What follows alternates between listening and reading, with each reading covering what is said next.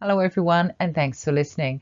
We're at the last of the case studies looking at national belonging and moral panics, and therefore today I'm going to be talking about moral panics and religion, and along the way we'll talk about Islam in Australia.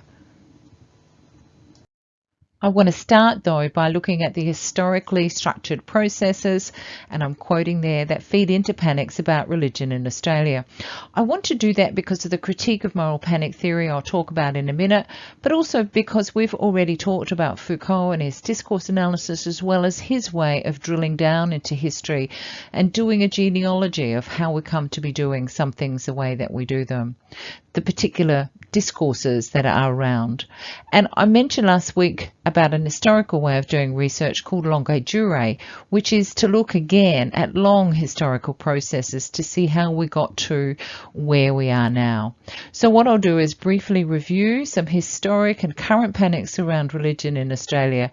And as I've been reflecting on this, it maps well against some of the long-term issues we've had in Australia and which we've talked about before. We'll start with a critique of moral panic theory by Amanda Roloff and Sarah Wright. And they write, moral panics are typically conceptualized as temporary short-term episodes. With the exception of a few, most panic studies are present-centered. That is, they do not take account of the historically structured processes that feed into the panic. So what they're suggesting is that yes, there's something going on in the present, but there's a reason for them, and that's rooted in the past. And I take that critique seriously, and therefore that's what I want to do today. Look into some of the history of religion in Australia and see how we can end up with a panic about Islam in the 21st century. Religion in Australia, there was a review about the freedom of religion and belief in Australia back in 2008 to 2009. And what they said, they've got 3 points to make about Australia and religion. And first of all, Australia is a Judeo-Christian country. Does anybody know what I mean by putting Judeo at the beginning of the Christian bit there? By putting Judeo in front of the Christian, we recognise the heritage of Christianity within Judaism. And so it's kind of honouring that rather than cutting it out. So what they say is that we are a Judeo-Christian country, and the evidence for that is some foundational and ongoing practices, Christian practices. For example, the parliamentary prayer, which is made in the upper house, the Senate, by the President of the Senate every day that the Senate is sitting. I'll just leave you for a sec to read that.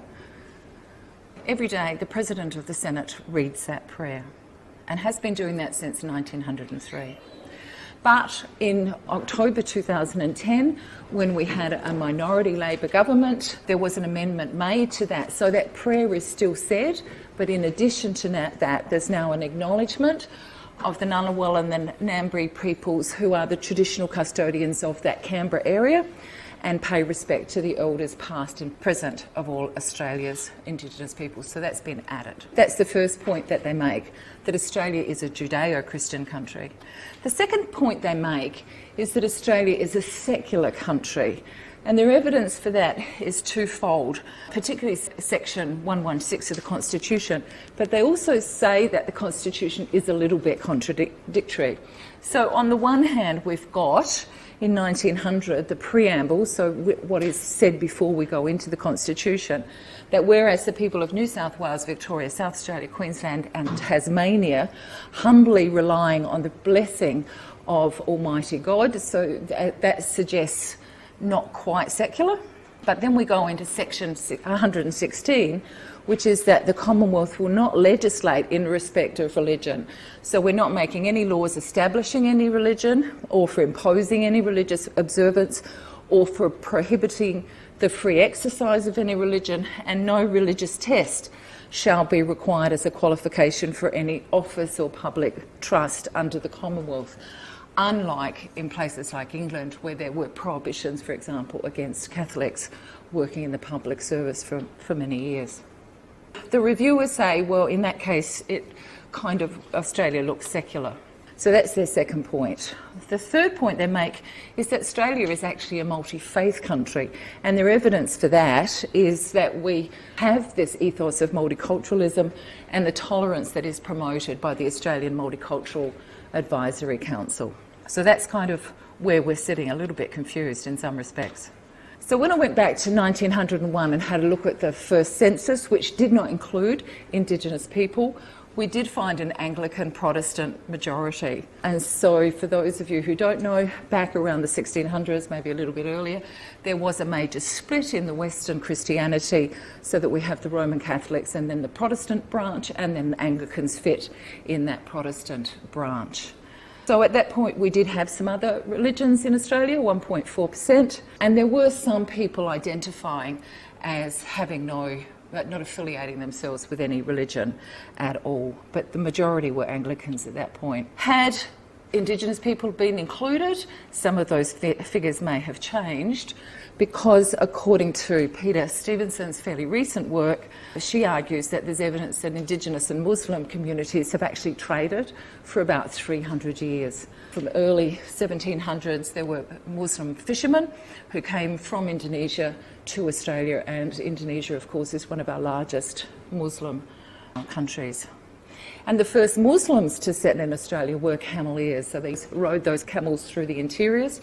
They were mostly from Afghanistan, and they did marry into the local Aboriginal community as well. And from the mid-1880s, Muslim Malays were indentured labourers. Does anybody know what indentured labourers mean? You're kind of tied to somebody, it's like an internship or an apprenticeship for a particular period of time. Usually the wages are very low. So we did have Muslim Malays come to Australia, and they were working in the pearl industry here.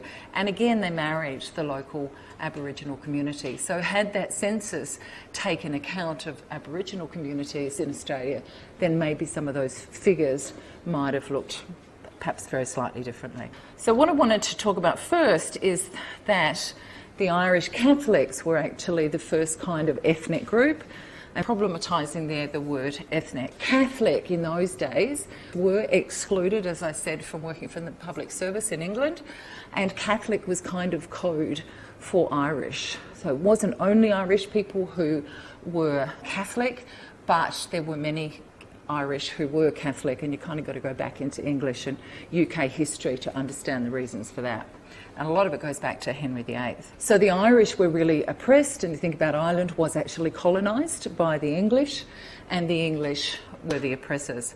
And the Irish Catholics were actually seen as disloyal to the Crown, recalcitrant, stubborn, inferior, disloyal.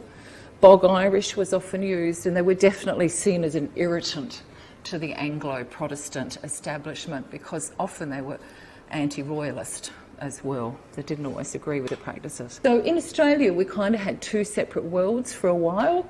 Separate schools, separate shops. Catholic people and Protestant people socialised and played sport in different arenas. And think about all of the Catholic schools that were set up separately. Kids used to say nasty things to each other in rhymes like state, state, lick the plate on a Monday morning, and Catholic dogs sitting on a log eating maggots out of a frog.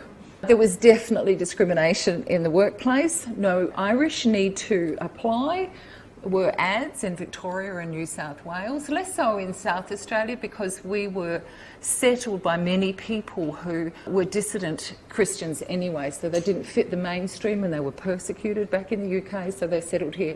So we seem to have had a little bit more tolerance. Marriage between Catholics and Protestants was actively discouraged, and in 1961, at that point in history, 79% of people actually married within their religion. So they didn't marrying across religions was seen as not a good thing to do. And the Catholic Church also made it hard for people too. So if you wanted to marry a Protestant and you were a Catholic, you couldn't actually be married in the church at the main altar. You'd have to go to either the Anglican Church or to the Births and Registries office. By families as well, there was a tendency for families to disinherit people if they married a Catholic, or if they're a Catholic family, somebody married a Protestant. Often they boycotted weddings, didn't embrace the children, called them names, and they would also raise their children as Catholic. Lots of stories of that, where somebody's married a Protestant but they decide to raise their children as Catholic. Catholics in Australia would probably count as our first moral panic around religion in Australia. A little bit later on, a minority group of Christians, so they're a Christian group founded in about 1870, I think, in the United States. So it's about 4 American religions or groups of denominations of Christianity now, and one of those is Jehovah's Witnesses. But they were banned in January 1941, so we were at war. Menzies' government was in power. They've been the only Christian group banned in Australia in the 20th century, to my knowledge. And part of the reason why they were banned at this time is that they were pacifists. They were neutral on government issues and politics, and they were vocally pacifist. They didn't believe in going to war. And they were suspected, because they held big meetings, they kind of do a lot of what's called proselytising, as you would know. They try and recruit people into their religion. And so they held big meetings or whatever, and they had radio programs as well. And so people, because they were suspicious of them, because they were this weird little group, they were suspected of actually conveying information to the enemy during the war as well. And they were accused of attempting to destroy morale because they were pacifists. They did not believe in going to war, and they weren't all that impressed with King George VI of England. They refused to fight for Australia, and at this point in time, even if you weren't a Jehovah's Witness but you were a conscientious objector, then you would go to jail for that. That was illegal. They were very vocal, though, in opposition to military service. And in May 1942, the Army actually took over their headquarters in Strathfield, which is just out of Sydney. They ignored the ban on that religion. They continued doing what they do, and they preached as they do, going from door to door and in public spaces where they could get away with it. But they also met in private homes as well, as has happened in other places where religions have been banned. People don't necessarily obey the ban. They find ways around it. The ban was eventually overturned by the High Court in 1943. So I think this is another moral panic about religion in Australia. Coming up to 1976, which, as you would know, is a time of a lot more activism and social justice movements, civil rights movements, things like that. Things have changed quite a lot. There is still an Anglican majority in the splits of Anglican, Catholic and other Christians, but the Catholic proportion has leapt up to 25.7%. And we still have other religions gone from 0.4 at the beginning of the century to 1%, and no religion jumped up a little bit as well. I guess the next moral panic was actually what's called the Lindy Chamberlain case. 9-week-old Azaria Chamberlain disappeared in 1980. Now, this family were Seventh-day Adventists, so they were the second of the 4 American-founded, 19th century American-founded Christian denominations that I've mentioned. They were the second of those. So a very religious group. They lived in a fairly tight religious community. They were accused of the murder of their baby in September 1982, and they were both found guilty of that in October 1982. And Lynn McCredden reckons the fact that they were Seventh-day Adventists, they were an oddball group of Christians, not a popular group at all, that would have fed into some of the judgment against the couple. They served 3 years in prison, and there was new evidence in 1986, and then they were acquitted of the murder in 1988. And I remember all of this discussion in the office where I was working at the time. Everybody was talking about this. Everybody had an opinion, even if they didn't know anything about the case whatsoever. And they all thought Lindy was guilty. In 1992, they received more than $1 million in compensation. On August 17, 1980, Lindy Chamberlain, her husband Michael, and their young family were spending their second night mixing with fellow campers. Moments later, Lindy's screams pierce the air as she discovers her 9-week-old infant daughter, Azaria, has been snatched from their tent by a dingo. There wasn't time to go and tell people. I just yelled out, "Has anyone got a torch?"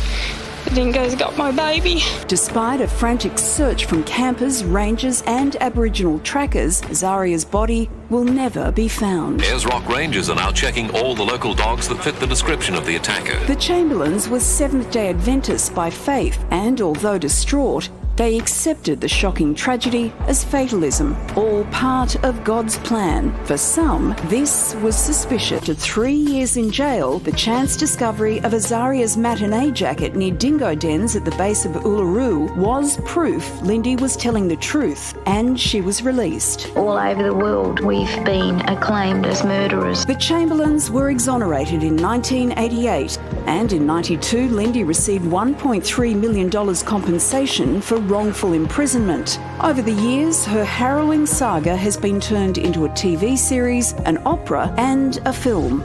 Only through a fourth coronial inquiry in 2012 was Azaria officially deemed to have been taken and killed by a dingo. We're relieved and delighted to come to the end of this saga. Australians will finally realise that dingoes are a dangerous animal. And now, 40 years on, Lindy has teamed up with documentary makers to take us through what happened that fateful night through her eyes. You're in the car and somebody said, oh, I wouldn't have stayed there, I wouldn't have sat there, I'd have been out searching, I'd have been this and that. We were out searching until the cop said, you have got to stay here. Speaking to a number of witnesses present on the night and throughout the trial, it'll delve deep into the biggest miscarriage of justice in Australia's history. And everybody was like, what? Where's this guy been hiding? It wasn't in his record of interview because they told him don't talk about the dingo. Do not mention that. In 1998, the Human Rights Commission found that quite a few groups are actually victims of religious discrimination in Australia. So there's the two that I've talked about already, Jehovah's Witnesses and Seventh-day Adventists. There is, of course, Jews. We still have anti-Semitism in Australia. Orthodox Christians, so they're Christians who are coming from Eastern Europe and Russia, Muslims, Sikhs and Scientology. So by the time we get up to 2006, there's still a Catholic Anglican majority in Australia, but, and not really at the, in 2006, this is kind of at the height of, maybe at the height, it's gone on for a long time, but certainly a lot of anti-Muslim sentiment in Australia. When you have a look at other religions, they represent only 5.6% of Australia. It's a very, very small percentage. What's really increased is no religion, people not adhering to any at all. That's jumped up to 18.7%, and kind of the Catholic representation has remained around about the same. 10 years after that first Human Rights Commission review, we've added, all of those groups are still there, people who feel discriminated against based on their religion, but we've added now pagans because that was a growth movement from the late 20th century into the 21st. We can add pagans and other groups like Wiccans in there as well. Prejudice against Islam in Australia really increased after the 9/11 attacks, or after the 11th of September 2001. So after that attack on New York, things, as I said last week, the world changed. And people, therefore, of Arabic appearance was seen as a Muslim, assumed to be. There were attacks reported on Sikhs as well, even churches which had an Arabic script. So there's a very strong association between Islam and Arabic, even though the world is a lot more complex than that. And in 2002, Pointing and Perry, whom you've probably come across before, looked at articles mentioning Arab, Palestinian and Muslim, or Islam, and noticed that 58% of those articles also, in conjunction with those words, used violent, death, attack, kill, bomb, gun, terrorist, suicide, gunman. So drawing an association between people of an Arabic appearance, where it's often assumed that they are Muslim, and those other words associated with terror. There were raids, of course, in Sydney, Melbourne and Perth on Muslim homes after the Bali bombings as well. And there were raids, and what they reckon, that Pointing and Perry say, that they reckon those raids function to reassure really the rest of Australia, the wide Australia, that something was being done about these terrorists and terrorist sympathisers, and to frighten the targeted community. So to keep most of us happy, something was being done, we could rest and relax a little bit, but also target particular communities to keep them quiet. So there's a series of moral panics, some of which we've already talked about: ethnic gangs, gang rapes, Cronulla riots, the opening of Islamic schools, particularly in Camden, so-called boat people. So why is that? What does the creation of Muslim people as folk devils and the concomitant fear of terrorism serve as symbolic conductors for? Ask Morgan and Pointing in 2013. And they reckon there's 4 reasons. They serve as symbolic conductors for popular anxieties about transnationalism, too many people, and globalisation as well. Also something called governmental belonging, which I'm going to talk about a bit, whiteness and white nation fantasy. So I'm going to talk next about those 3. So they say that those who wanted these so-called ethnics to stay and those who want ethnics to leave are divided. And they're divided as to who and what should be allowed into our national space. They were also divided by their support, of course, for or opposition to multiculturalism. Yet, Pointing reckons there's 2 shared assumptions as well there. They believe that they're entitled to, and we put ourselves, I guess, in there, and take for granted their right to govern, care for, and worry about Australia. They're the managers of the nation, the embodiment of the national will. So both sides of the argument there are thinking we're responsible. And they also believe that ethnic people are objects that white Australians can make decisions about. They're objects to be governed, managed, contained and controlled. So this idea of governmental belonging is a form of belonging to a nation where you assume it's your job to patrol the national space, controlling entry, controlling exit, and the behaviour of others within that space. We could call ourselves the national domesticators. And these forms of governmental belonging are embedded in ideas of tolerance for other people and enrichment. They've come, we're going to be enriched by them. And really it's only achieved through the disavowal of Indigenous sovereignty in Australia, and stems from the acknowledgement that any claim to the position of being a national domesticator is vulnerable and under threat. So whiteness is the next one that they talk about. So race, if we think about that, is a relationship of privilege and disadvantage. And often seems to be, or what's invisible, is really around the constraints and discrimination. We don't talk about that. So if I quote from Ghassan Haj, who's an Australian academic, whiteness does not refer only to skin colour. Whiteness is bigger than that. It's an ever-changing, composite, cultural, historical construct.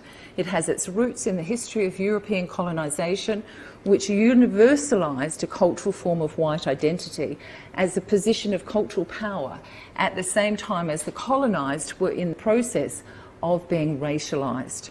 Whiteness, in opposition to blackness and brownness, was born the same time as the binary oppositions, coloniser and colonised, were being developed or underdeveloped, and later First World, Third World were emerging.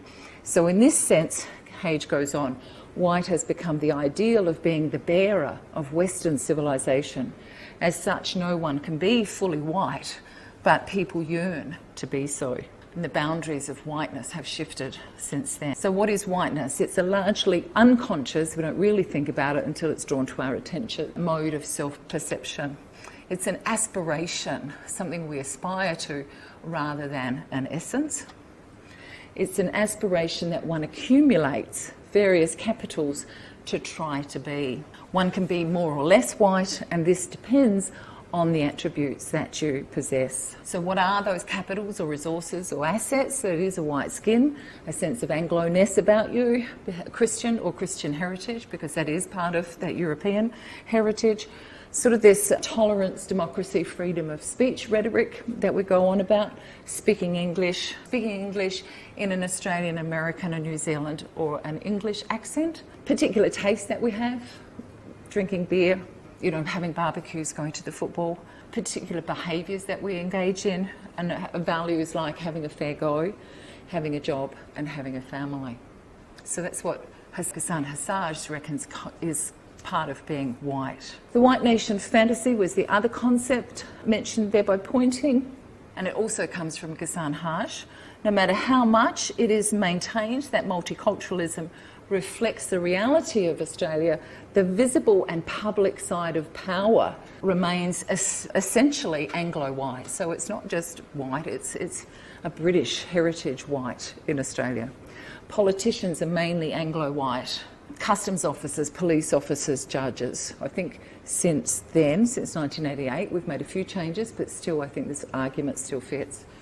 At the same time, Australian myth makers and icons, old and new, are largely Anglo-white, from shearers to surfers to television and radio personalities, etc. This creates a lasting impression that no power, even if open for non-Anglos to accumulate whiteness within it, remains an Anglo-looking phenomenon. As I said, I think there has been lots of change in Australia since 1998, but largely, if you look around at the powerful figures, that remains largely the same. I want to move now to thinking about moving from ideals of multiculturalism, which we've had for a number of decades, to moving more to ideas of assimilation. So people should come in, and it's not that we should embrace a variety of cultures. It seems to be becoming more a sense of people have to be the same as us. And that's kind of dates back, I guess, from about 1983, maybe a little bit too early, 1996. But it occurred alongside Keating's Labor government wanting to have Australia. He wanted to shift the narrative and say that actually Australia should be recognised as an Asian nation because we're located in Asia.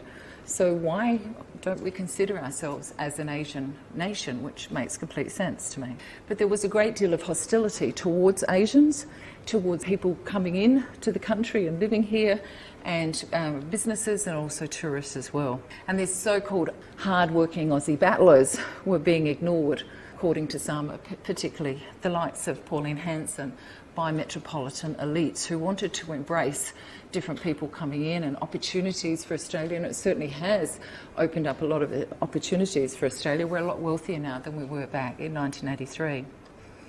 But for some people, they feel as if they're missing out on that. In their opinion, white women are worth absolutely nothing to them, to their race, their cultural background, said Pauline Hanson in 2001, and that was quoted by Poynton and Mason in 2008. And after the London bombings of 2005, the Prime Minister, John Howard at the time, asked Islam leaders to instruct Islamic schools to teach Australian values and threatened that the government would intervene if they didn't do that. I'm not quite sure what that meant, Australian values, but anyway. And then Federal Education Minister Brendan Nelson said if people don't want to be Australians and they don't want to live by Australian values and understand them, well, then they can basically clear off. So we've done that shift by now from multiculturalism to embracing people who aren't like us and accepting them, which was the idea behind multiculturalism, to now wanting people to assimilate and take on all our values, whatever they are. In 2006, the Attorney General at the time, Philip Ruddock, addressed the Muslim community and said, among other things, I think it's important to acknowledge that when you are Australian, as all Australians, you have a responsibility to uphold the laws of this country, as if they weren't. And in February 2006, then Treasurer Peter Costello attacked what he called mushy, misguided multiculturalism, warned that Australian values were not optional, and maintain that migrants who don't share them should be stripped of their citizenship. So as I've said, we've moved from embracing a plurality of cultures to insisting on ours. And then also, this was also Peter Costello, before becoming an Australian, you will be asked to subscribe to certain values. And if you have strong objection to those values, then don't come to Australia. I'm not going to read all of this one, I'll just leave it there for a sec for you to have a look at. But again, it is around that theme of a shift from multiculturalism to assimilation. Even before the 9/11 attacks, we did have, there was the Gulf War, so there was an increase in racism and what you could also call religious racism against Arab background women, especially women and girls who wore the hijab. So the markers, clear markers of Islam, they would get attacked. And I heard lots of stories in the early 2000s of women who were explicitly attacked by people, told to go back to where they came from and why don't they take off that religious garb and etc, etc. So I'm hoping that's kind of died down a little bit now, but that was really quite strong. And of course an increase again post 9/11. And Poynting and Noble, of course, who clearly Poynting's done quite a lot of work in this area, they write the nature of these experiences of racism varied widely from the most egregious forms of physical violence or threats of violence, to active discrimination in workplaces and other sites, to verbal abuse and general feelings of discomfort and being made to feel ill at ease, especially in public. The pervasive nature of these incidents suggests that for many citizens of Arab and Muslim background, racism, abuse and violence form part of an everyday landscape of fear and incivility. If we think about terrorism and threats to our safety, then people were making the point back in 2012 that actually terrorism wasn't the largest threat in Australia at all. The most deaths were, and that's a horrifying figure, the most deaths were suicide, car accidents, homicide, diabetes, particularly in the Indigenous community, HIV, domestic violence, even falls out of bed rate more highly than terrorism in this country. So, and falls off chairs, even that's higher. So how crazy are we to get so upset about it all? And track accidents and gastro, so there you go. Not that I necessarily want to make light of that, but my point is that the fear and the panic and the rhetoric was all out of proportion to the actuality of your likely death by terrorism. And I don't want to minimise, that people have died by that either. That's not my point. You're just not likely to, is my point.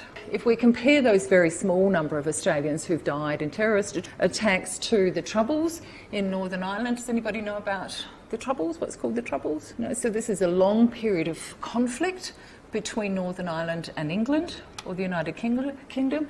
It wasn't a religious conflict per se, it was really more a nationalist conflict. Went for 30 years. Lots of bombings, lots of terrorisms, no doubt about that. It was on the news most of the time for that time. It was actually about, so it wasn't about religion, it was actually about the constitutional status of Northern Ireland. So the Loyalists, who are also named other things, but mostly the Loyalists, who were mostly Protestant, wanted Northern Ireland to stay in the United Kingdom, which it is, and because, as I said, Ireland had been colonised by England at some point. And the Republicans, who were mostly Catholic, wanted to leave the UK. So it wasn't a religious fight, but it was Christians who were bombing each other. And the deaths, as you can see here, are over 3,000 in that period of time. The conflict began over a campaign to discriminate against the Catholic minority by the Protestant government based in the UK and the police forces, who were mostly Protestant. So my point, to give you that illustration, and there are many others in history, is that it's not just Muslims who are terrorists, of course. There's also been Christians who've been terrorists as well, and other faith traditions. So moving now to 2011, we still have a high percentage of Catholics. What we see a jump in is no religion, 22.3%. Have to still say that Australia is a Christian country. See a bit of a rise in other religions, but still tiny, given the outcry against Islam and Muslim and, Pauline Hans's comments about their swarming and taking over.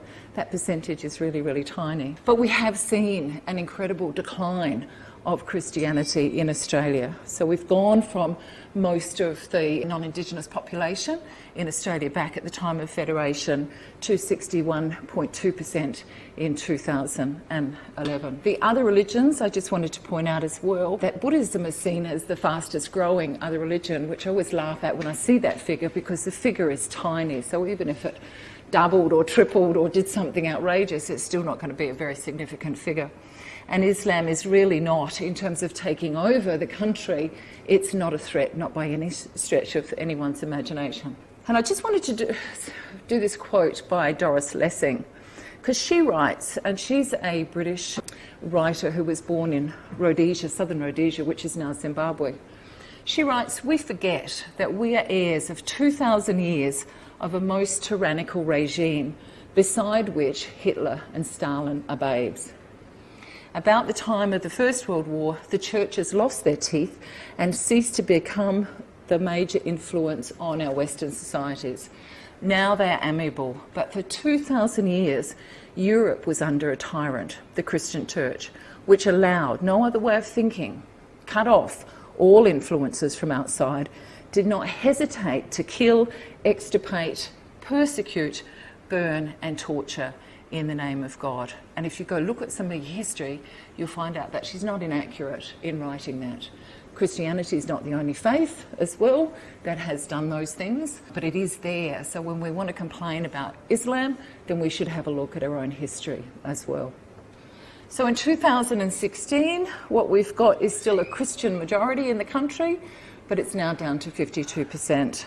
And the no religion, the number of people who don't identify with a religion anymore, at 30% of the population. So really that's probably the largest growing group in Australia.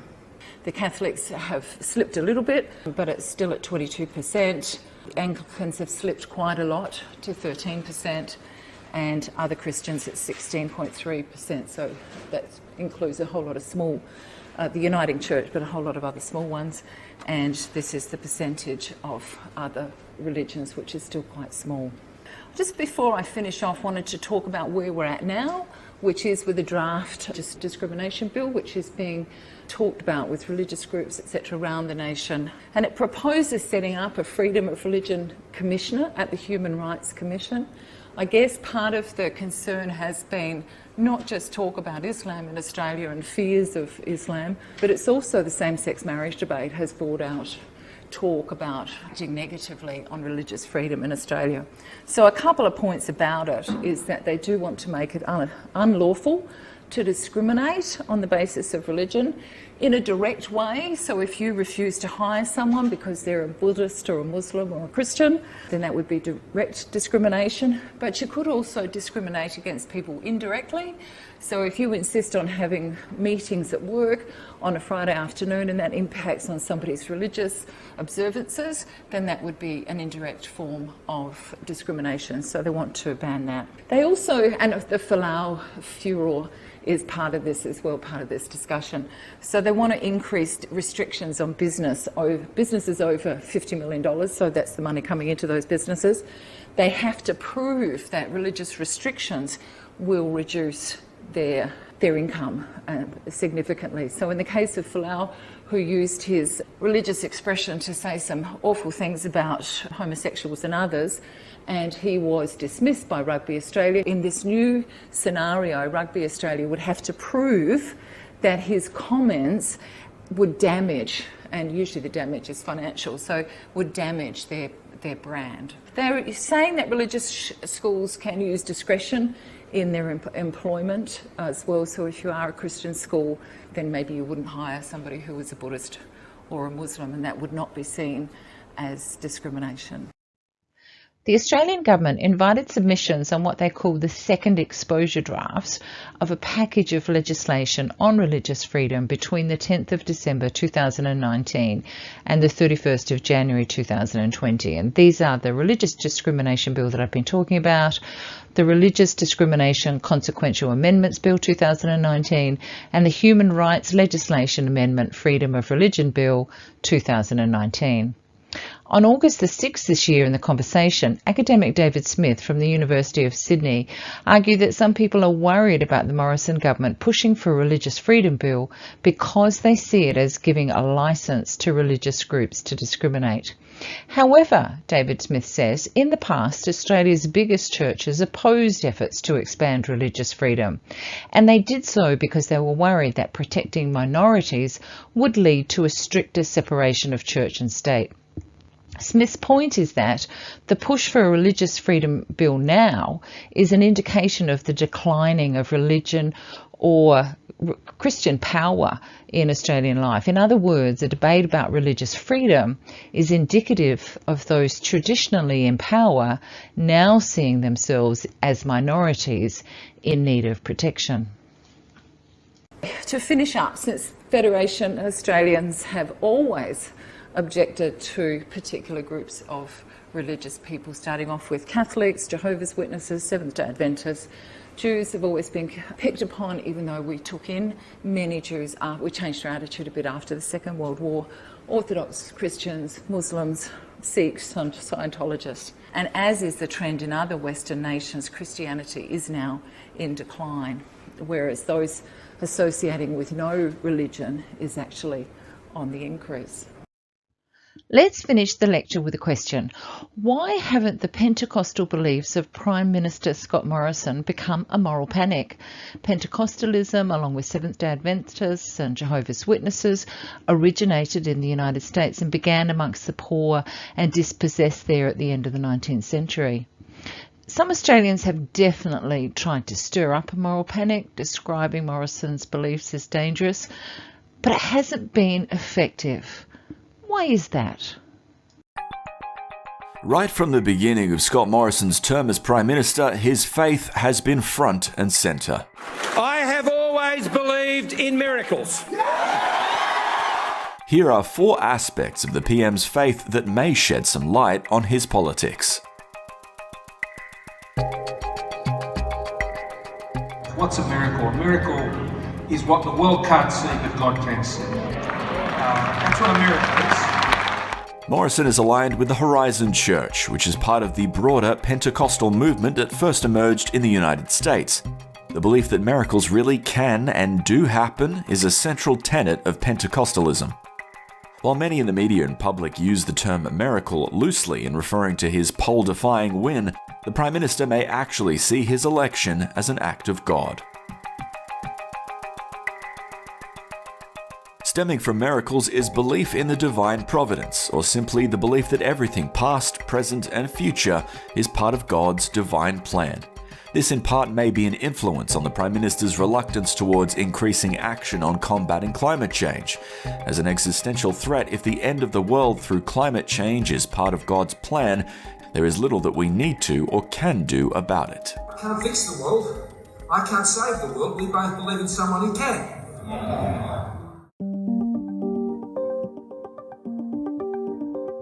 Pentecostalism has a fairly black and white outlook on the world. There are the saved and the damned, the righteous and the wicked, or put simply, there is only the good and the bad. A leaked video containing a speech the Prime Minister gave at a faith conference indicates his binary view of social media.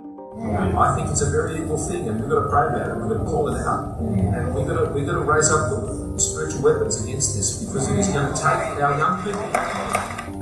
But those weapons can also be used by the evil one. It was Morrison's use of the term the evil one that sparked the most interest from the public. The PM's comments spoke of a devil-like figure as though he is a real presence active in the world. According to a sociologist of religion, that's exactly what the PM meant. Pentecostals believe the devil is a real character who actively confounds the lives of believers, and the more faithful you are, the more likely the devil is going to wage spiritual war against you.